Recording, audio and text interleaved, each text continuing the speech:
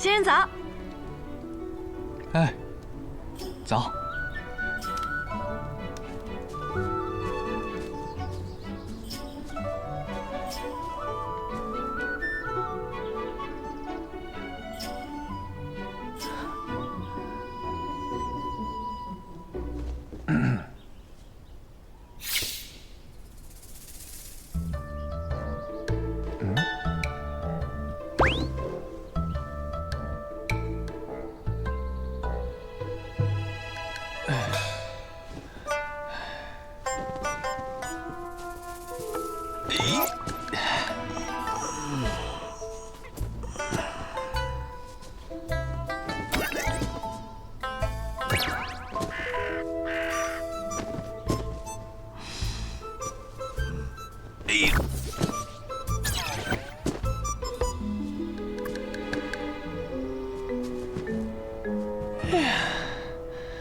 昨日还是守寨星辰的天下第一人，今天连个野舞都摘不下来。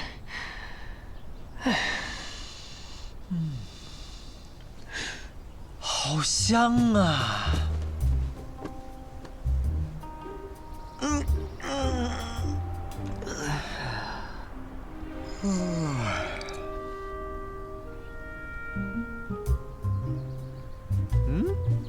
师傅，你醒了？哦，在练功啊？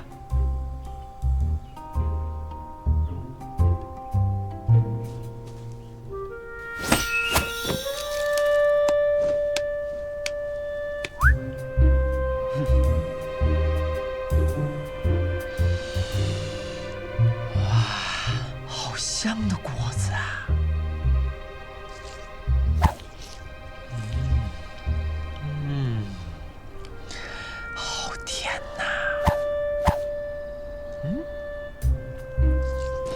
百里师叔，你干嘛呢？吃果子呀？啊，吃饭了。吃饭了，师傅。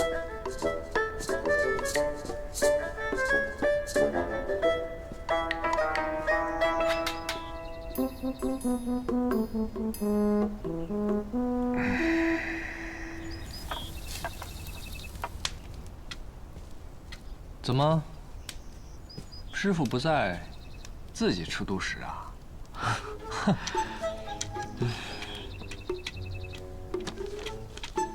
来，师傅。太干，难以下咽。哎，东君啊，你说这树上的果子，是不是挺甜的呀？师傅当真偷看了？你只能问一个问题，确定要问这个？我怎么能忘得了您呢？这还差不多，问吧。师傅，你真是神仙吗？什么神仙？遨游天地，长生不老。我轻功虽强，一跃也高不过一座山。内力再好，这一掌不过掀起一条河而已。论这剑术吧，我在天下剑客中，应该是巅峰的级别吧。但倘若你让我一次性杀10000个人，那我的剑怕早就折了。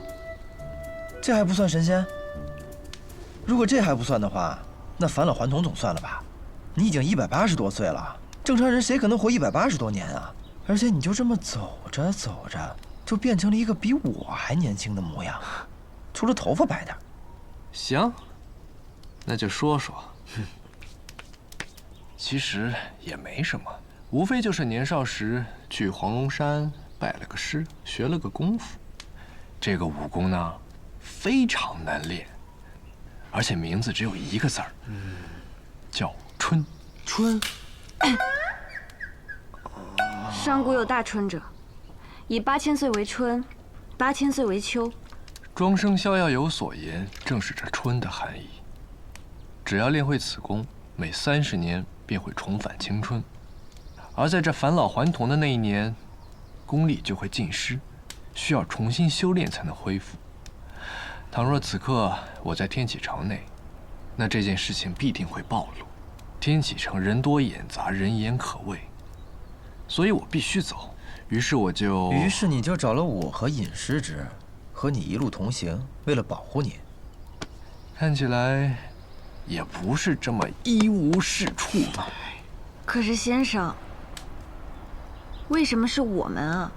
是啊，我们俩是所有师兄弟中武功最差的，且阅历最浅的。姬若芳说的没错，既然此宫以30年为期，那么每过30年，我就会更换一次身份。倘若我一直留在他们身边，那我始终都是李长生。因为我与他们相处太久，身上有太多割舍不掉的东西，我不愿意这样，所以我就带上你。而你，是因为你师父跑来求我。你师父那样的人，竟然会为了一个徒弟来求我，有趣。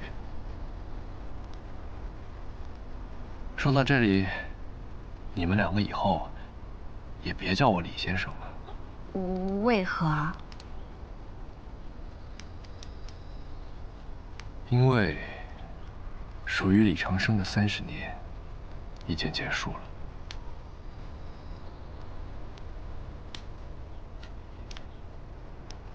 哎，你们说，下一世我取个什么名字好呢？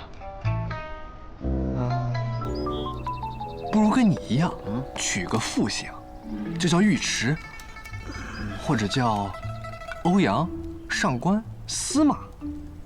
司马，南宫。什么？我只是觉得这个姓很适合现在的先生。南宫，好，南宫。那叫什么名呢？李先生虽然执掌学堂，但是他根本就不像个书生，行事作风非常狂。我这一世要当个儒雅的书生，就如同这春水一般荡漾，如同春水一般温和。春水，春水，南宫春水，就这么定了。南宫春水，这么随便的吗？取名字就是要痛快嘛。你们以后呀，就叫我南宫兄，啊，春水兄也行，都可以。外人问起，你们就说我是你们游历江湖认识的好友，记住了吗？记住了。记住了。好。哎，对了，南宫春水。春水兄，咱们此行究竟要去哪里啊？这天下间有一座城，风花雪月，人间至美。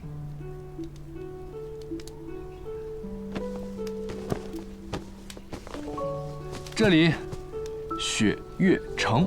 雪月城。没错，下观风，上观花，苍山雪，洱海月。想要进入这雪月城，就要先闯过一座登天阁。登天阁外皆是凡尘，只有真正登上了那天，才能见识到真正的雪月风花。此去千里，正好可以一行观尽天下。春水兄，真有雪月城这个地方吗？该不会是你瞎诌出来的吧？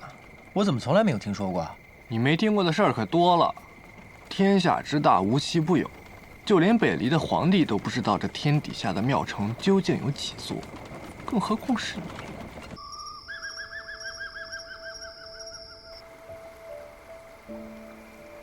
你师父教你的那套烟云剑舞，是他向我拜师时我传给他的。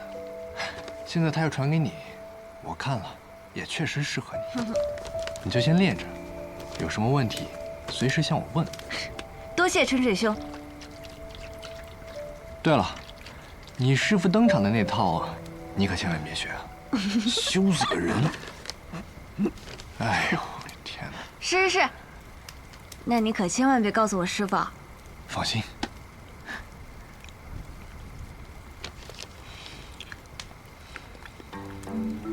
至于你吧，我什么呀？你该不会还想教我武功吧？就凭你现在？现在我武功暂时是废了，但是功法可都在我脑子里。你再看看你，有着绝世的内功、绝世的剑术，还有这副经药酒打造的药修之体。那你怎么还是那么弱呢？哎，要教我你就教啊，可不带这么损人的。你想想啊，如果有一个人，他不会走路，但他却学会了飞，那他能飞多高，飞多远呢？哎呀，拿着，什么呀？绝世武功秘籍。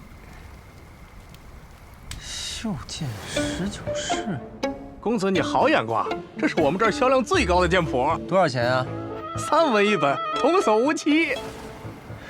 袖剑19式，你确定这是绝世武功秘籍？这不是3文钱一本的地摊货吗？以前我有一个朋友，就只会这一本3文钱一本的地摊货。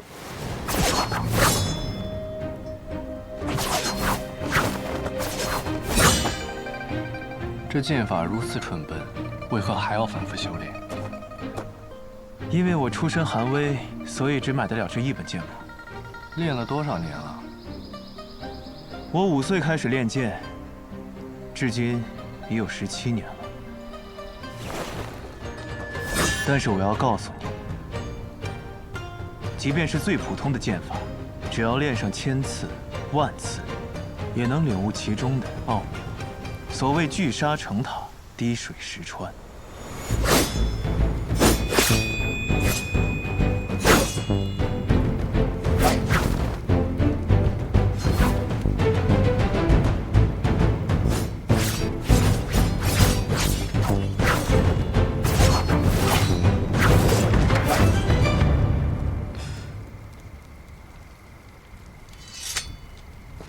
聚沙成塔，水滴石穿，怎么听起来像是一种自欺欺人的说法呢？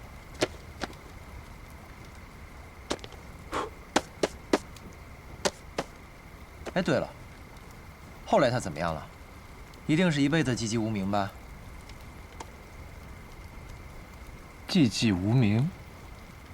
我的那位朋友正是在这本最普通的剑法的基础上，创立了一套绝世的剑法。剑法名列国。列国？列国不是小师兄的家传剑法吗？正是，我的那位朋友，就是当年手握天下第一剑天斩，号令千军万马攻占旧都，并创立了万世伟业的北离开国皇帝天武帝萧绎。这故事该不会是你编的吧？信不信由你喽。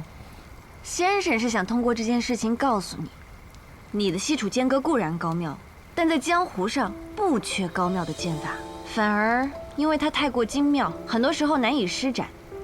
你缺的是如何把这袖剑19式练成西楚剑歌。剑在你手中，即便是最普通的剑法，也可以舞出最绝妙的风姿。不错，不错。袖剑19式，好好练吧。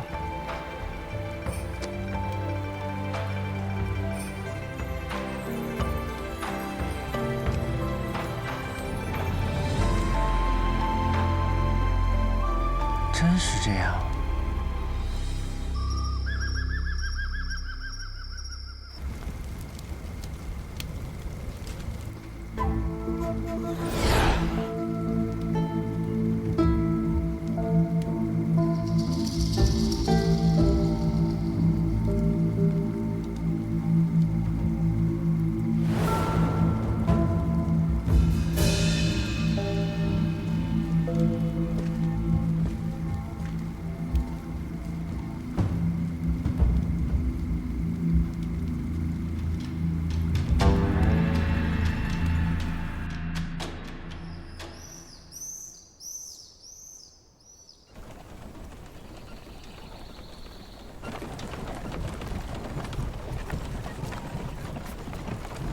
尹世直，尹世直，哦，你在想什么呢？这么入神？没什么，可能是有些累了。累了。春水兄，我们去前面的小溪边歇息一会儿。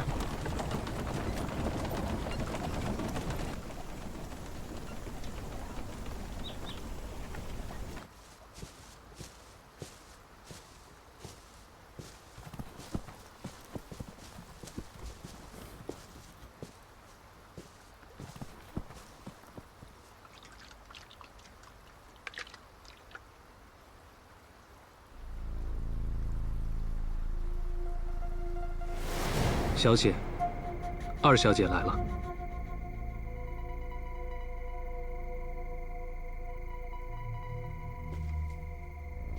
她希望同您见一面。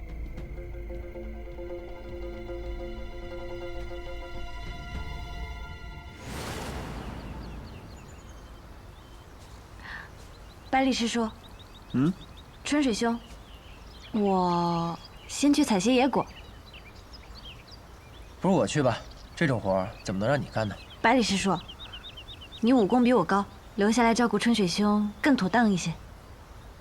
那就有劳你了，早去早回。好。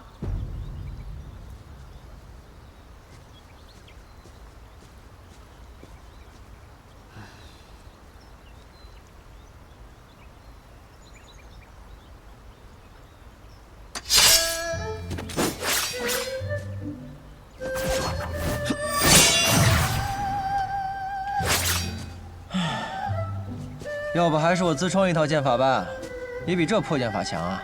我跟你说了多少次了，这可不是什么破剑法，曾经可是有人把它练出了剑仙的风范。那人练了19年才名扬天下，我可等不到那个时候。那会儿我都快40了，还有什么意义啊？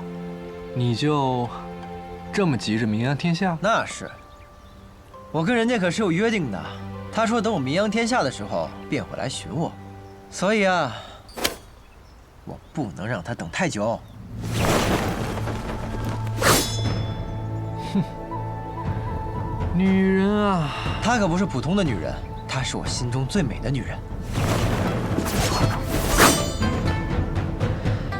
当然，我只与她见过2次，互相喜欢还谈不上，但我坚信，当我名扬天下，与她重逢的那一天，将会是我们故事真正的开始。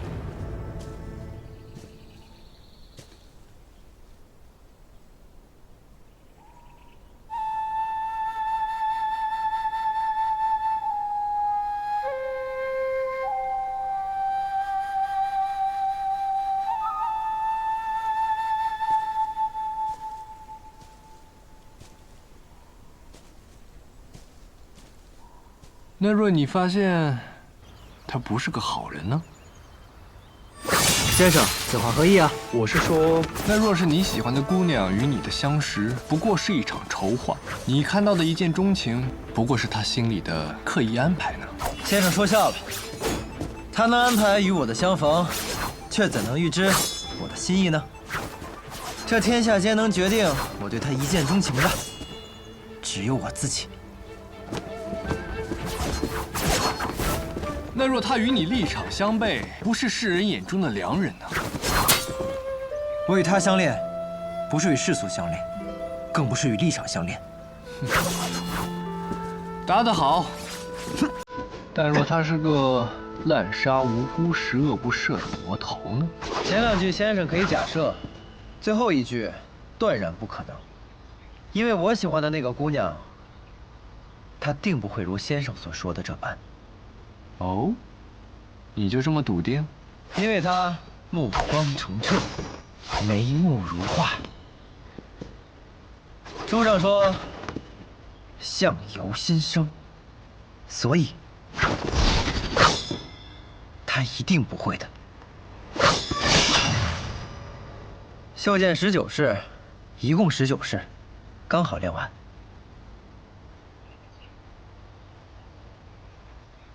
李长生啊，还真是收了个好徒弟。妹妹，姐姐，你怎么出来了？我出来看姐姐。姐姐，和你在一起的那个人，就是让你放弃复国的百里东君吗？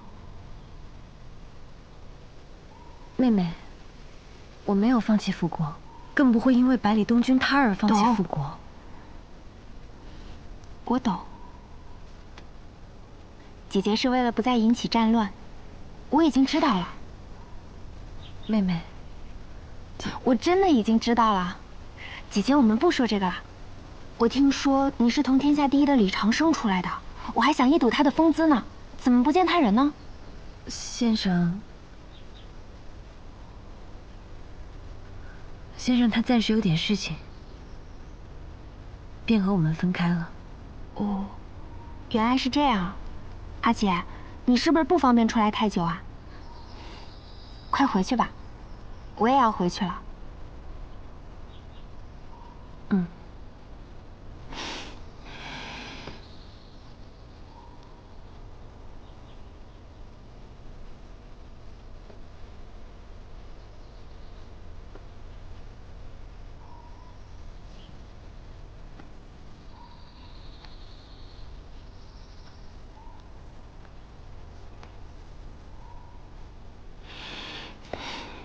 阿姐，我走啦。嗯。妹妹，终究是我欠大家一个交代。等我这边事了，我便回天外天请罪。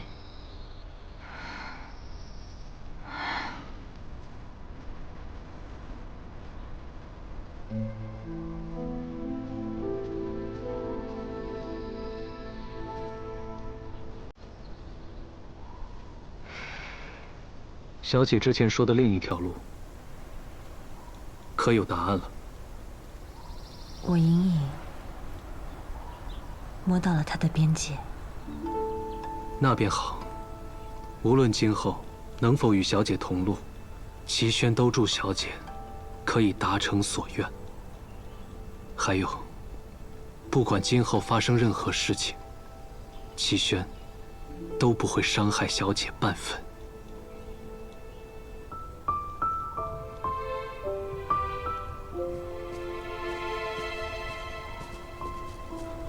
二小姐此行，难道只为了看小姐一眼吗？自然不是。月瑶带不回百里东君没关系，我月清一定会带回叶鼎之。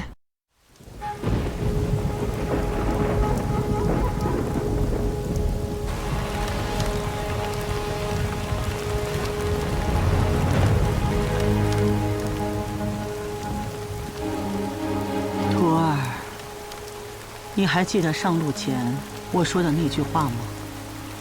哪句？看好我出的每一剑，除了最后一剑，不然功亏一篑。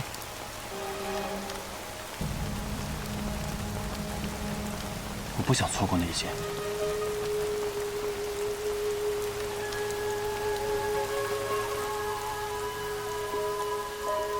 我的傻徒儿。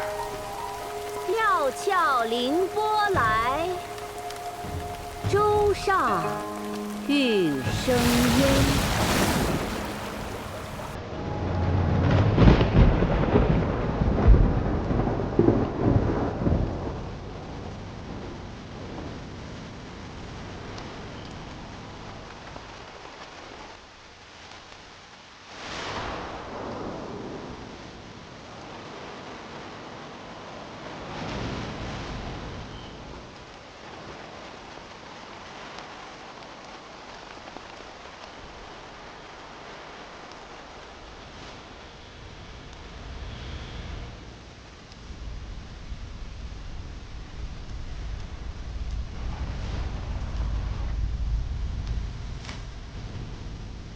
羽生魔，你还是来。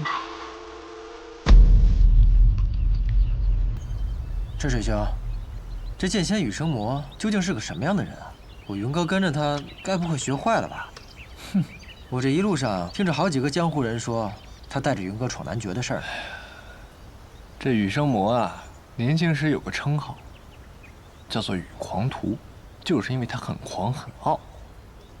年轻时行走江湖，打败了不少武功远远高过他的人，靠的就是这身狂气。可惜啊，可惜后来遇到了李长生。这李长生何许人也？更狂更傲。你能不能不要总是这样有意无意的夸自己啊？臭小子！我这是夸自己吗？我分明就是在夸李长生。我都说了，这一世我要做一个儒雅的读书人。翩翩少年，不闻天下事。只为美人折腰。您都180多岁了，还为女人折腰呢，就不怕把腰折了呀？哼！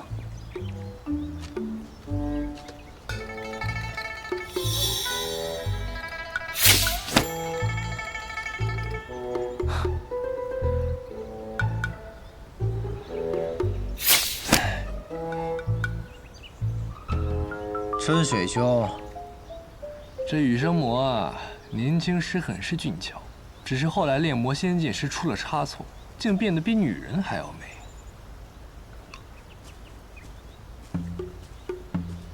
你看，他就不如你，不懂儿女情长，不然也不会千里迢迢拿着剑去杀燕灵霞了。春水兄，燕灵霞怎么啦？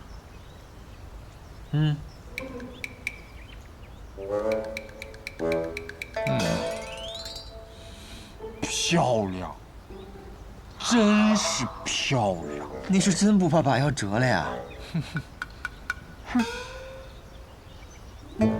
再往前5里地，会路过个小镇，叫做千月镇。今天我们就在那儿休息。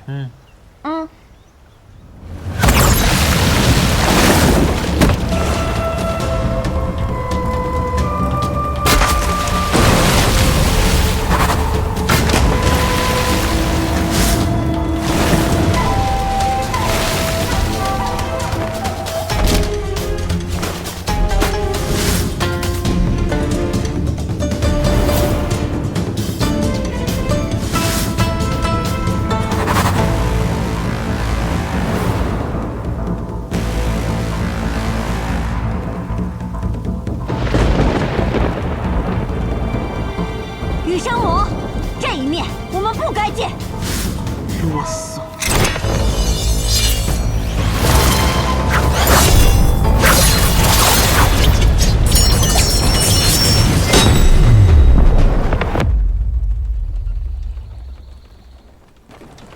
师傅，那你说，羽生魔是那燕灵霞的对手吗？不好说呀。你不是什么都知道吗？还有什么不好说的呀？若他死刑是为了自己，那么2个人打个平手，应该不是什么问题。但若他是为了别人，你是说为了云哥？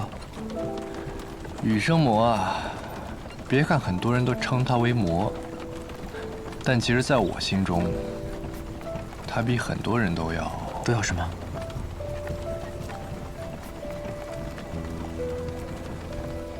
都要善良。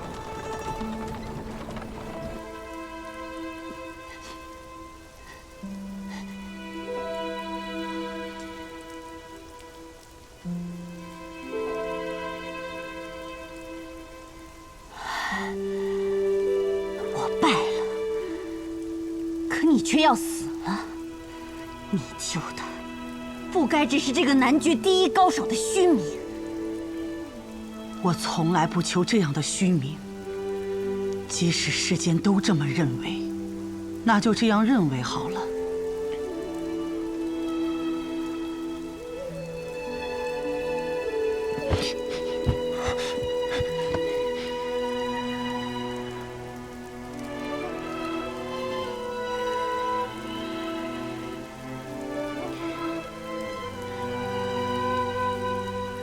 徒儿，我不让你看那最后一剑，不过你还是看了吧。师父，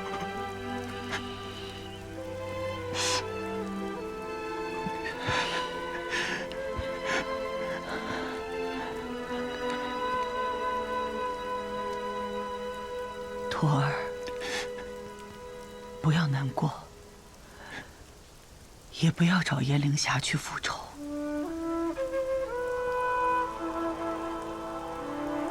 我练魔功这么多年，我的身子早就反噬的差不多了。就算今日不来此求嗣，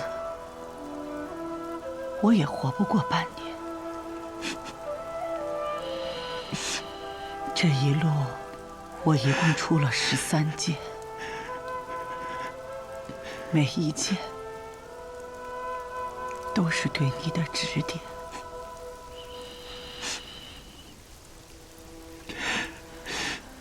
我身为你的师父，最后也只能做这么多了。徒儿，我不想你看最后一剑，是因为我不想你步入我的后尘。但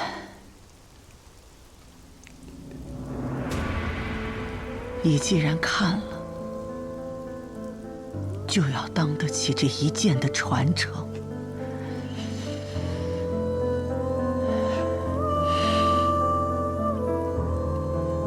我给你留了一封信，信上有地址，你按照这个地址去寻。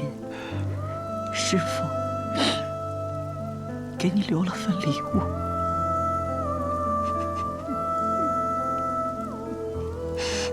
多谢师父。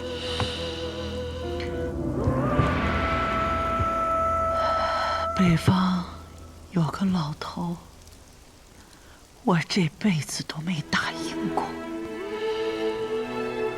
你要争口气，赢了他的徒弟。徒儿记住了，必不负师父所托。再见了，我的徒儿。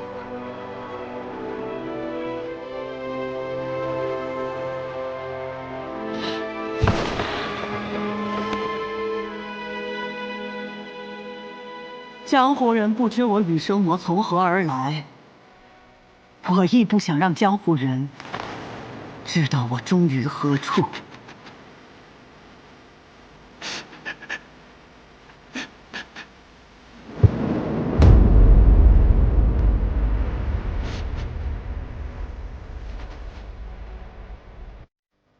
师父！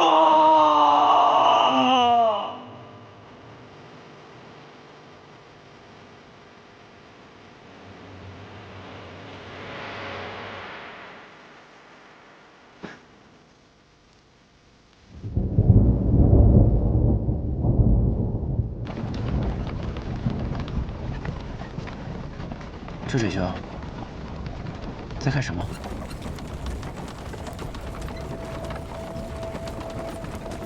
远处似有故人离去。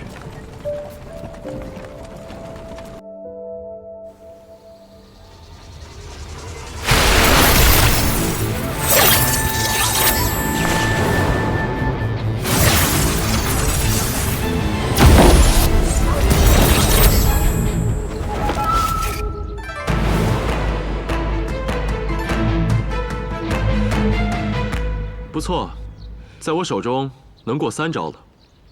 司空长风，我们聊聊。好。一直以来，我都想问你一个问题：这百里东君出生侯府，身份尊贵，父亲是侯府世子，母亲是温家千金，如今更是天下第一李长生的弟子，他的命可以说是很好了。可你呢，自小流浪，四海为家，朝不保夕。按理说，他应该是你最讨厌的纨绔子弟，你为何会和他成为朋友？我刚认识他的时候，并不知道他是侯府的公子，那个时候只是觉得2个萍水相逢的人一起历练江湖，蛮好的。后来知道了他是侯府的公子，也只是觉得，原来在侯府长大的人也可以像他这样。哦，什么样的？我见过太多的世家公子了，他们呀，只是看着面目光鲜，其实内心里肮脏的很。但是百里东君不一样，他的心是澄澈的，是少年心。这个回答很好。更何况，我觉得我和他是一样的人，他的命好，我的命硬，我和他都是能够走到最后的人。这个回答就更妙了。这几日陪你练枪，你应该听了不少传闻，说我要收你为徒吧？不是，先生，那些只是传言。先生能够指导我用武，我已经很知足了。收徒一事，我不敢奢求。我不会收你为徒的，因为我没有这个资格。有一个比我厉害10倍、100倍的人想要收你为徒，只是时机未到。可这一天不会太远了，他也同样在等，等着江湖山水与你重逢。重逢？春梦秋云，聚散真容易。谢轩公子这是要走了？恰逢其会，终有一别。我的书看完了，自然也就该走了。司空兄，希望我们也可以山水再相逢。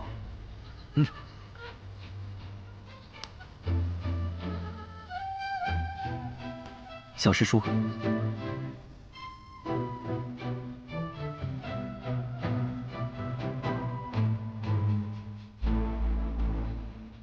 先生，我好像也该离开了。何时动身？那便此刻吧。你也这么着急啊？兴之所至，说走便走。天高海阔，先生，我们有缘再会。走了。这江湖依旧，便是因为有着这些一代接着一代的少年吧。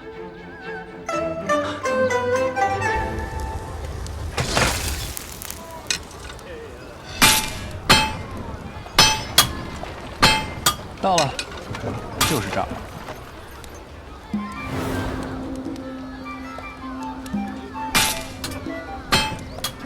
春水兄，你以前来过这儿？要锄头、铁锹还是犁啊？要刀，一把好刀。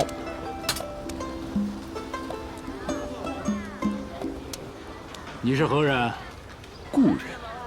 叫什么名字？南宫春水。你不姓李？你和那家伙年轻时长得一模一样，你不是他的亲儿子？怎么？难道在你眼里，他像是个有风流债的人啊？当然，那个骚包，就算他有几个小孙子，我都不会奇怪。骚包，去。这么说老朋友可不地道啊！行了，别站那儿了，进来说吧。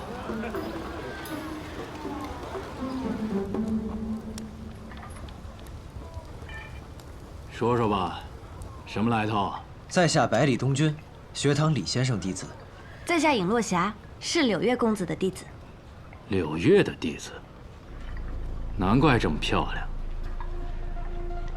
至于你嘛，看起来一副武功平平的样子，拿着的剑倒是不错。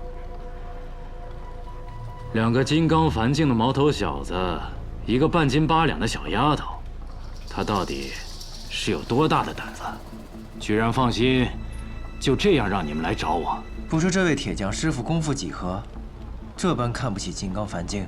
哎，我不是瞧不起金刚梵境，我只是瞧不起你的金刚梵境，因为我也在金刚梵境。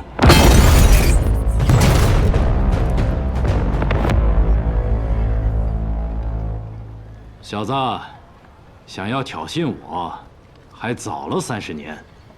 哼，明明是你挑衅我。东君，这位就是我跟你说过的，排名前3的兵器锻造大师，兵神罗胜。哼，